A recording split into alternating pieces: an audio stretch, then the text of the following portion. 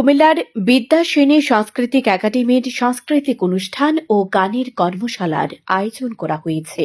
শুক্রবার নগরের দিগম্বরীতলাতে আয়োজিত অনুষ্ঠানটিতে বিষ্ণুপদ রায়ের সভাপতিত্বে একাডেমির শিক্ষার্থী রীতা সাহার সঞ্চালনায় প্রধান অতিথি হিসেবে উপস্থিত ছিলেন ইঞ্জিনিয়ার নুরুল হক।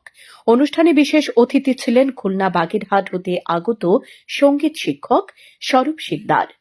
মনোমুগ্ধকর গানের কর্মশালায় এছাড়া আরও উপস্থিত ছিলেন নাজমা হক, মঞ্জুরুল ইসলাম ভূঁইয়া, একাডেমি সহ পরিচালক নীলাঞ্জন দাস, সাংগঠনিক সম্পাদকৃত আশ্চর্য সজীব কর্মকার, নাজমুল হাসান বাবু, নাজমুল হাসান সৈকত এবং একাডেমির সকল ছাত্রছাত্রী ও অভিভাবকবৃন্দ।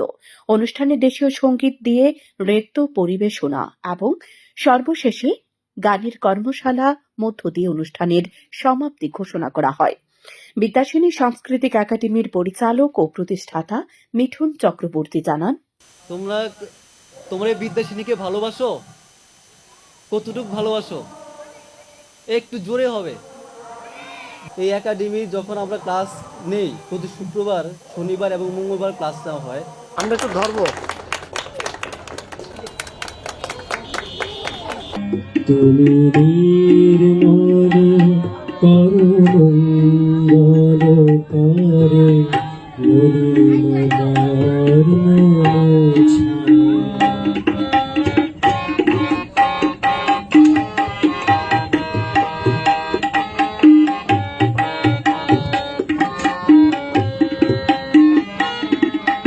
লক্ষ শূন্য